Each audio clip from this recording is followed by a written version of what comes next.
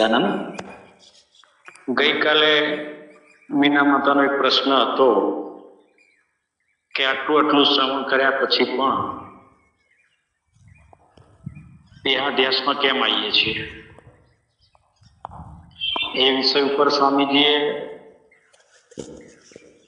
સ્વરૂપનું જેવું છે એવું શુદ્ધ વર્ણન પણ કર્યું અને આવવાના કારણો એમને એમની રીતે પણ સમજાવ્યા. વેદાંત શાસ્ત્રના નિયમ અનુસાર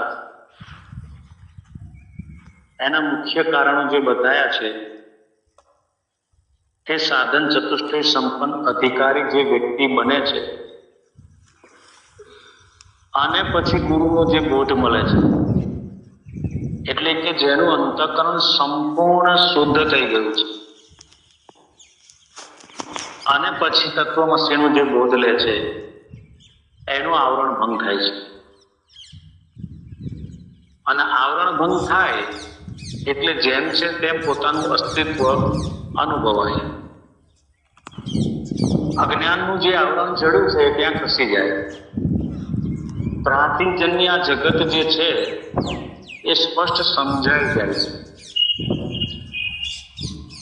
અને પ્રાતિજન્ય જગતમાં પછી ચેતન જ્યારે પાછું ફરે છે તો માત્ર પ્રારબ્ધમાંથી પસાર થવા માટે મન, બુદ્ધિ, ચિત્ત અને ઇન્દ્રિયોમાં ક્રિયા થતી આપણને દેખાય, પણ વાસ્તવમાં પોતે કંઈ કરતું નથી એવું એ જાણે છે. सब कुछ करते हुए कुछ नहीं करना और कुछ भी नहीं करते हुए सब कुछ करना, એટલે કે બધું જ મન, બુદ્ધિ ને ઇન્દ્રિયો દ્વારા ક્રિયા કરતો હોવા છતાં મારા આત્મસત્તા રૂપે હું કશું જ નથી કરતો અને આત્મસત્તા રૂપે હું કંઈ જ નથી કરતો છતાં ઇન્દ્રિયોમાં બધી ક્રિયાઓ થાય છે. આ સ્પષ્ટ જ્ઞાન છે. હવે જો આ જ્ઞાનમાં સ્થિરતા ન રહેતી હોય તો એનું મુખ્ય કારણ જે છે એ ચાર સાધનમાંના શરૂઆતના જે બે સાધન છે વિવેક અને વૈરાગ્ય, એને બરાબર સમજવા પડે. વિવેક એટલે શું? તો જો ખરેખર વિવેક સાધનનો ઉપલબ્ધ થયેલો મુમુક્ષુ છે તો એને પ્રતિપલ પ્રતિક્ષણ એ ધ્યાન રહે છે કે આ જે કંઈ દેખાય છે એ બધું અનિત્ય છે. એટલે નિત્ય શું છે ને અનિત્ય શું છે એનો સ્પષ્ટ ખ્યાલ એને હોય છે. પરિવર્તનશીલ આ સંસાર માત્ર ભ્રાંતિજન્ય છે, વાસ્તવિક નથી, એનો એક દ્રઢ નિશ્ચય હોય છે.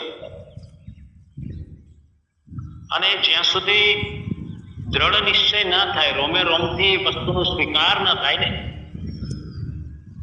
ત્યાં સુધી દેહ ઉપર પાછા ફરવાનું થાય ને થાય. અડગ નિશ્ચય જ્યારે થઈ જાય છે પછી એનો બીજો એક સાધન છે એ છે વૈરાગ્ય. એટલે વૈરાગ્ય એટલે કેવું વૈરાગ્ય? આ લોક અને પરલોકની સુખ ભોગની ઈચ્છાનો ત્યાગ. ખાલી એવું નથી કીધું કે પરલોકની સુખની ઈચ્છાનો ત્યાગ, આ લોકની પણ સુખની ઈચ્છાનો ત્યાગ. એટલે આ દ્રશ્ય પ્રપંચની અંદર પણ પ્રારબ્ધાનુસાર જે સામે આવે એનો સહજ અને સરળ સ્વીકાર હોવો જોઈએ. એમાં અપેક્ષા કે ઈચ્છા કોઈ પણ જાતની ના હોવી જોઈએ. અને આમાં જેટલા ડીપમાં જઈએ એટલું ઊંડું ને ઘેરું સમજવા જેવી વાત છે. દાખલા તરીકે સવારે ઉઠ્યા પછી સ્નાન કર્યા પછી વસ્ત્રો પહેરવાનો જ્યારે પહેલો પ્રસંગ આવે ત્યારે એમાં સિલેક્શન ના હોવું જોઈએ. અને આપણે તો બધું સિલેક્શન કરીએ છીએ કે આ વસ્ત્રો મને સારા લાગશે, આ વસ્ત્રો મને સારા નહીં લાગે, આ જે પહેરવા છે, આજે આ પ્રસંગ છે એટલે આ વસ્તુ મારે પહેરવા છે. તો આ બધું તો જીવ ભાવ છે, પ્રમાતા ભાવ છે. અથવા તો કોઈ મને સન્માનપૂર્વક બોલાવે, આદરપૂર્વક મારી સાથે વાત કરે, આ બધું જ પ્રમાતાનું લક્ષણ છે. એટલે વૈરાગમાં મારા લાઈફમાં મેં એક જ વ્યક્તિને એ સ્થિતિમાં જોયા છે. ભાવનગર પાસે ચિત્રા કરીને એક નાનું એવું શહેર છે, ત્યાં મસ્તરામ કરીને એક મહારાજ થઈ ગયા. એ જે જગ્યાએ બેઠા હતા ને ત્યાં આખું જીવન પૂરું કરી નાખ્યું. આપણે બધા તો એના ક્યાંય ખૂણા ખાંચડામાં પણ ના આવીએ. વરસાદ પડે તો પણ શરીર ત્યાં જ બેસાડી રાખ્યું, ઠંડી પડે તો પણ ત્યાં બેસાડી રાખ્યું, તાપ પડે તો પણ ત્યાં બેસાડી રાખ્યું. એવું કહેવાય છે કે લોકોએ એનાથી થોડા અંતરે દૂર કેમેરા ગોઠવ્યા, આખી રાતના ઉજાગરા કર્યા, જોયું કે આ વ્યક્તિ શું કરે છે. પણ એક જ મનસ્થિતિમાં બેઠા હતા, ત્યાંથી ન હલે ન ચલે, ન કોઈ ખાવાની ઈચ્છા કે ન કશું જ નહીં, ન કોઈની સાથે વાતચીત કરવાની. લોકોને એની ઉપર જ્યારે શ્રદ્ધા જાગી, જોવાની ખૂબી ત્યાં છે, હદ ત્યાં કરી કે લોકોને એની પર શ્રદ્ધા અને વિશ્વાસ જાગ્યો તો લોકો આવીને એને પ્રણામ કરે તો પણ એની સામું ના જોવે. કોઈ આવીને કંઈ ભોજનનું વસ્તુ મૂકી જાય ત્યાં આગળ તો પણ એની સામું ના જોવે. અને આજુબાજુમાં રખડતા કૂતરા જો આવીને ભોજન ઉઠાઈને લઈ જાય તો પણ એને હળવી નાખે. કેવી સ્થિતિ હશે સમજી લો.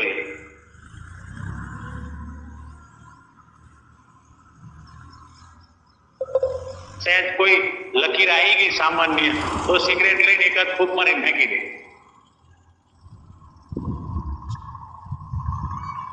ત્યાં પછી ધીરે ધીરે લોકોએ છાપરું બનાવ્યું કે ભાઈ આને તાપ ના લાગે, આસન બનાવ્યું, ત્યાં સૂઈ શકે, બેસી શકે એવું. પણ એને કોઈ જગ્યાએ કોઈને હાય નહીં, કોઈને નાય નહીં. એ પોતાની મસ્તીમાં મસ્ત. નતું એનું કોઈ દુઃખ પણ નતું એને, અને થયું એનો કોઈ આનંદ પણ નતો. ગંગા સતી પાનબાઈએ કીધું છે કે હરખ અને શોકની જેને આવે નહીં હિડકી રે. કેટલી ઊંચી વાત છે. હરખ અને શોકની જેને આવે નહીં હિડકી રે, સોઈ હરિજનના પ્રમાણ રે. આપણે બધા 24 કલાક દેહાધ્યાસમાં રહીએ, કર્તૃત્વ ભોક્તૃત્વમાં રહીએ, હું તું ને મારા તારામાં રહીએ, માન અપમાનમાં અંદરનો હૃદયનો કાંટો હલતો રહે. અપમાન થાય તો સંકુચિતતા આવે અંદર, અને કોઈ વખાણ કરે તો ગદગદ ફૂલી જઈએ. આ બધા જ લક્ષણ પ્રમાતાના છે. કોઈ આપણી વાત સાંભળે તો આનંદ આવે, ગમે તો એના બોસ બનવાની ઈચ્છા થાય. આ જો હું કહું છું એમ જ થાય છે બધું. અને કોઈ ન સાંભળે આપણી વાત તો એમ થાય કે આ કેવો માણસ છે, કોઈ વાત સાંભળતું નથી. તો એમાં રાગ છે ને દ્વેષ પણ છે. એ પણ પ્રમાતાનું લક્ષણ છે. આપણે આપણી તરફ જોઈને એ વિચારીએ કે શું આ બધાથી આપણે મુક્ત થયા છીએ કે નથી થયા. અને નથી થયા તો એના માટે સંસાર જવાબદાર નથી, બહારના નામરૂપ આકાર જવાબદાર નથી, આપણે પોતે જવાબદાર છીએ. જ્યાં સુધી તટસ્થ, શાંત અને સ્થિર બુદ્ધિ ન થાય ત્યાં સુધી સાધક તરીકે ઊભું રહેવું. વેદાંતના સિદ્ધાંતોને બરાબર પચાવવા, એના શ્રવણ કરવા, એના ઉપર મનન કરવું, અને શ્રવણ મનન પછી ખબર પડે કે હું નિત્ય કરતા છું, અચલ વિચલ સ્થિર છું, અક્રિય છું, નિર્વિષય છું. તો નિર્વિષય થવું પડે ને. શબ્દ સ્પર્શ રૂપ રસ ગંધ, 5 વિષયો જે છે, ચેતનને જો એની સાથે જોડી રાખીશું તો પરિચ્છિન્નતાના નિષ્કળ છૂટશે કઈ રીતે? કારણ કે 3 ગુણના આધારે જે ત્રિગુણી માયા ઉભી થઈ છે, આ એ ખરેખર તો મનોકલ્પિત છે, વાસ્તવિક છે નહીં. અને આપણે કલ્પનાથી મુક્ત રહી શકતા નથી. વાતો ઊંચી ઊંચી કરીએ આપણે, પણ ઊંચી ઊંચી વાતો કરવાથી શું થાય? નિરીક્ષણ આપણે આપણા મન ઉપર કરીએ કે મૌન રહી શકીએ છીએ, નિર્વિકલ્પ થઈ શકીએ છીએ, શબ્દ નામના વિષયથી ચેતન મુક્ત રહે છે કે શબ્દ સાથે જોડાયેલું છે? અને મન સંકલ્પ વિકલ્પ પણ ત્યાં સુધી કરશે જ્યાં સુધી અંતઃકરણમાં મેલ પડ્યો છે, અવિદ્યાનું આવરણ પડ્યું છે. દ્રઢ નિશ્ચય અંદર જ્યાં સુધી નહીં થાય કે આ સંસાર માત્ર ને માત્ર સપનું છે, હકીકત નથી, ત્યાં સુધી આ સંસારના પ્રપંચમાંથી, દ્રશ્યમાંથી, ભોગોમાંથી રાગથી મુક્ત નહીં થઈએ. કહીએ તો ખરા કે હું વિતરાગી છું, સંન્યાસ પણ ધારણ કરી લઈએ આપણે, પણ છતાંય મન બુદ્ધિ આપણને નચાવતું હોય કે આ બરાબર છે ને આ બરાબર નથી, તો સમજી લેવાનું કે હજી પ્રમાતા પણ ઊભું છે. જે છે એ બધું જ બરાબર છે, બધું ઈશ્વરીય યોજના પ્રમાણે જ છે. આપણી એમાં ઈચ્છા કોઈ કાર્ય નથી કરતી. અને જો આ સૃષ્ટિમાં કઈ ઈશ્વરને કરાવવું છે તો શક્તિ પણ એ પ્રદાન કરશે, વિચાર પણ એ આપશે, અને આ ઇન્દ્રિયો પાસે ક્રિયા પણ એ કરાવી લેશે. પણ એની અંદર વ્યક્તિનું કર્તૃત્વ નહીં હોય. જ્યારે આપણે તો જોવો તો ખરા અંતઃકરણ તરફ નજર કરીને કર્તૃત્વથી મુક્ત થઈએ છીએ, હું ને મારા ભાવથી મુક્ત થયા છીએ, તો કે ના, તો પછી સીધી ને સ્પષ્ટ વાત છે કે પરિચ્છિન્નતાના દેશકાળ છૂટે જ નહીં. અને પરિચ્છિન્નતાના દેશકાળ છૂટે નહીં તો જેમ છે તેમ સચ્ચિત આનંદ સ્વરૂપનો અનુભવ થાય નહીં. એક આંખના પલકારો જેટલું જ અંતર છે અંદર. પરમાત્માને ખરેખર જો મેળવવો હોય તો એ પલકારાની પણ જરૂર નથી, કારણ કે એ પ્રાપ્ત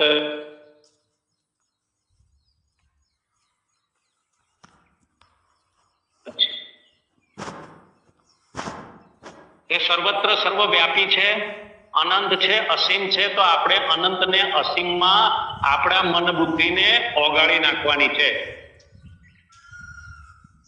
આ પાંચે પાંચ વિષયોને એની અંદર ડૂબાડી દેવાના છે. આ બધી જ ઇન્દ્રિયોને એમાં સમાવી દેવાની છે. તો એ જેમ છે તેમ અનુભવ થાય. અને એક વખત અનુભવ કરવા માટે રિવર્સ ગિયરમાં આપણે આવવું પડે. અનુભવ થઈ ગયા પછી પાછું ચેતન ભલે અંતઃકરણમાં આવે, પછી ભલે ઇન્દ્રિયો એના પ્રારબ્ધાનુસાર વર્તે, પણ એમાં ક્યાંય કર્તૃત્વ ઊભું નહીં થાય, ભોગતૃત્વ ઊભું નહીં થાય, એમાં ક્યાંય સિલેક્શન પણ નહીં આવે. આપણે તો જો બધી વસ્તુમાં સિલેક્શન કરીએ છીએ, કપડાં પહેરવામાં, ચપ્પલ પહેરવામાં આવા નહીં ને આવા જોઈએ, દેહને શણગારવામાં લાગેલા છીએ આપણે બધા, અને વાતો જ્ઞાનની કરીએ છીએ. એટલે વૈરાગ વસ્તુ ખાલી 3 શબ્દનો અક્ષર છે, વૈરાગ. એટલે શું? એની વ્યાખ્યા સાંભળી લીધી, સમજી લીધી એટલે આપણા વૈરાગ આવી ગયો? ના. જો વૈરાગ ખરેખર આવી જાય ને તો આ સંસારમાં ક્યાંય પણ કોઈ પણ વસ્તુમાં ન રાગ હોય, ન કોઈ ઈચ્છા હોય, ન કોઈ અપેક્ષા હોય. સંસાર કલ્પિત છે અને એ પણ મનોકલ્પિત છે. હવે આ મનોકલ્પિત શબ્દને બરાબર સમજી લઈએ કે મનમાં જ્યાં સુધી સંસારને ઉભો રાખ્યો છે ને ત્યાં સુધી સાચા આનંદની અનુભૂતિ કઈ રીતે થાય? મનોકલ્પિત સંસાર છે, સાચો નથી, અને છતાંય આપણે એને સાચો માની અને એમાં જ રાગીને રાગી રહીએ, એના જ વિચારો કરીએ, એનું જ ચિંતન મનન કરીએ, એમાં જ બધા વ્યવહારોને લીટી લીટી કરતા રહીએ અને સહેજ પણ અસંગતાનો અહેસાસ ન થતો હોય તો પ્રમાતાપણું દ્રઢ થઈ ગયું છે અને એ આપણને આ પરિચ્છિન્નતામાં કેદ રાખે છે. સંતો એકાંતવાસ સેવે છે. કેમ એકાંતવાસ સેવે છે? મનને વશમાં લેવા માટે. મન એવં મનુષ્યાણામ બંધ મોક્ષ કારણ. મનથી આ સંસાર સાથે જોડાયા છીએ અને જો મનને પાછું રિવર્સ ગિયરમાં લઈ લઈએ ને તો મનથી જ પાછા મુક્ત થઈ. મનથી જ વિચાર સંસારના કરીશું તો સંસાર સાથે એટેચમેન્ટ રહેશે અને મનથી જ વિચાર સ્વરૂપના કરીશું તો આપણે પાછો રિવર્સ ગિયરમાં એટલે કે પાછા સ્વરૂપમાં ફરી જઈશું. પણ ક્યારે? જ્યારે મન અમન થશે ત્યારે. મન જાગ્રત હશે ત્યાં સુધી મન સંસારના વિચારો કરશે, ત્યાં સુધી પરિચ્છિન્નતાના દેશકાળ ઊભું રહેશે. જ્યાં આખો પ્રપંચ નથી, જ્યાં કોઈ નામરૂપ આકાર નથી, જ્યાં કોઈ ઇન્દ્રિયો નથી, જ્યાં કોઈ હું ને તું નથી, જ્યાં દ્વૈત ભેદ નથી, ત્યાં આગળ આ મનથી કલ્પેલું છે કઈ રીતે કામમાં આવે?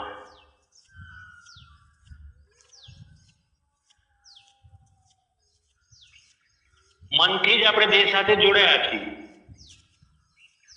સ્થૂળ દેહ સાથે જે જોડાયા છીએ તો હાથ મારો છે, પગ મારો છે, માથું મારું છે, આ ગળું મારું છે.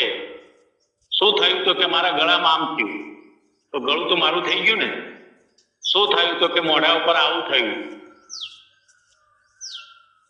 મારા મોઢા ઉપર આમ થયું, મારા મોઢા ઉપર ખીલ નીકળ્યા, મારા મોઢા ઉપર કાળો ડાઘ થયો છે. તો એમાં હું ને મારું ક્યાં છૂટ્યું? અને હું ને મારું જ્યાં સુધી પકડાયેલું છે ને ત્યાં સુધી આ સત્સંગની માત્ર વાતો વાતો જ છે, હકીકત નથી. એટલે આ સમગ્ર સત્સંગનો જે સાર છે ને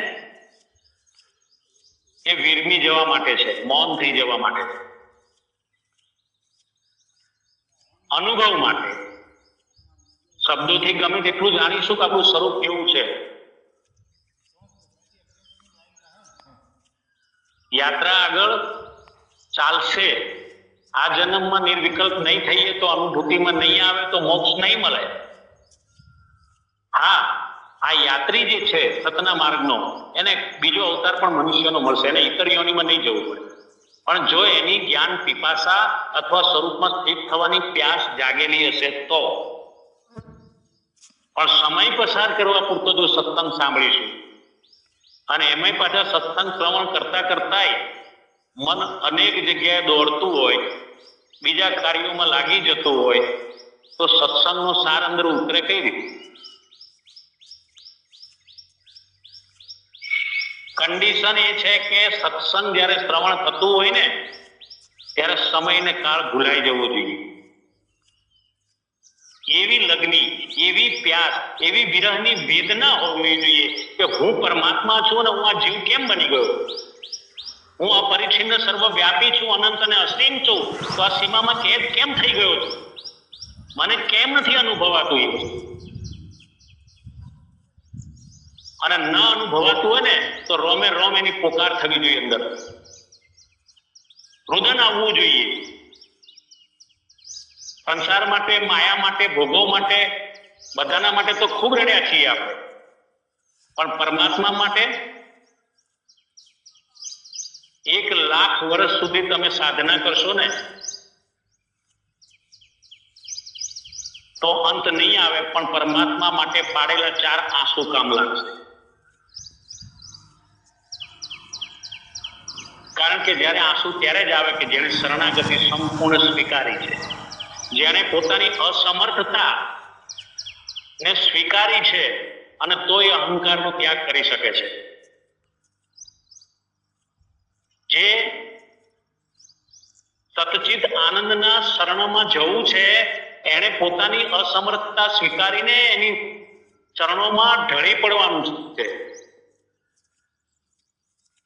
શાસ્ત્રોનું શ્રવણ કરીએ, સત્સંગ સાંભળીએ, પણ ગંગા સતીએ કીધું છે કે અંતર ભાંગ્યા વિના ઉભરો નહીં આવે. અંતર ભાગવું જોઈએ. ઉભરો એટલે રુદન આવવું જોઈએ, રોમે રોમથી પોકાર ઉઠવી જોઈએ. અને જો આ થઈ શક્યું તો પરમાત્મા તો તમારાથી દૂર નથી ને દૂર જઈ શકે એમ નથી. એમાં જે કોઈ અવરોધ છે, જે કોઈ આવરણ છે, એ માત્ર મનોકલ્પિત માયાનું છે. અને મનોકલ્પિત છે એટલા માટે જ મનને વિરામ કરવાની વાત કરીએ, અમન થવાની વાત કરીએ છીએ. દરેક શાસ્ત્રો, દરેક સંતો આ વાત કરે છે. એટલે બને એટલું જલ્દી, બને એટલું સહજતાથી, સરળતાથી મનને અમન તરફ આપણી યાત્રાને વધારી અને અમન થઈ જઈએ, નિષ્ક્રિય થઈ જઈએ. પરમાત્મા નિષ્ક્રિય છે, પરમાત્મા અચલ વિચલ સ્થિર ને અક્રિય છે, અને આપણે ક્રિયાઓને પકડી રાખી છે. મનમાં ઈચ્છાઓ એક પૂરી નથી થઈ ત્યાં બીજી ઉપર ચાલુ થઈ જાય, બીજી પૂરી ના થાય ને એની પાછળ ને પાછળ ત્રીજી ચાલુ થઈ જાય. ગેપ ના પડે, એક વિચાર ને બીજા વિચારની વચ્ચે ગેપ ના પડવા દઈએ તો ખરેખર એક વિચાર પૂરો થાય ને બીજો વિચાર ઉભો થાય, એ વચ્ચે જો ગેપ પડે ને તો એ સંધિકાળ છે ને એ આપણું અસ્તિત્વ છે.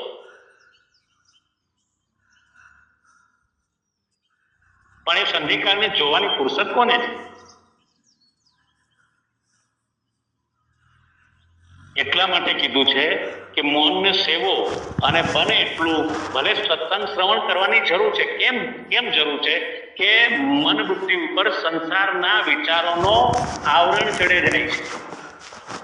સંસારની આસક્તિઓ, રાગ, એ બધા ઉપર આવરણ ઉપર આવરણ ચઢાવતા જાય છે. એટલે એને કાપવા માટે શરીરને તો દરરોજ સવારે ઉઠાય, શુદ્ધ પાણીથી એને નવરાઈને ચોખ્ખું કરીએ છીએ, પણ મનને ચોખ્ખું કેટલું કરીએ?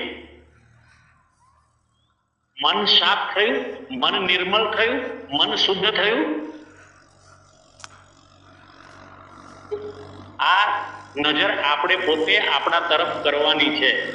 અન્યને કહેવા માટે આ વસ્તુ છે જ નહીં. પોતાને ગ્રહણ કરવાની, સ્વને ગ્રહણ કરવાની. અહંકાર શૂન્ય નહીં થાય ત્યાં સુધી કોઈ પરિણામ કે રિઝલ્ટ નહીં આવે. એટલે અહમ શૂન્ય થવાનું,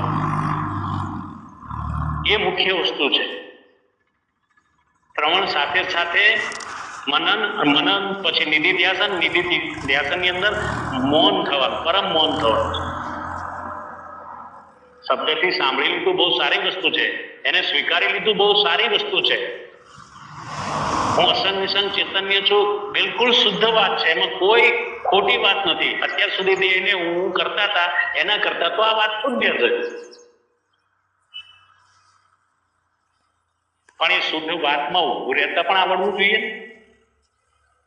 ખાલી માની લેવાથી, ખાલી સ્વીકારી લેવાથી કાર્ય પૂરું નથી થઈ જતું.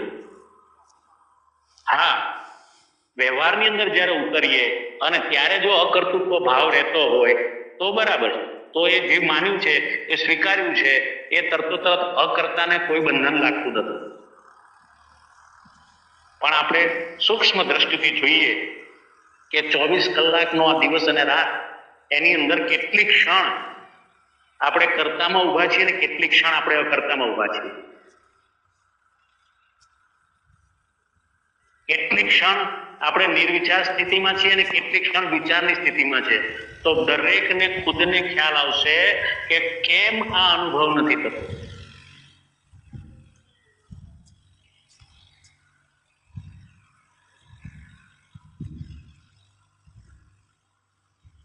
જય સચ્ચિદાનંદ, જય સચ્ચિદાનંદ, જય સચ્ચિદાનંદ. બહુ સરસ. અગ્રમ બાપા ભજન લો.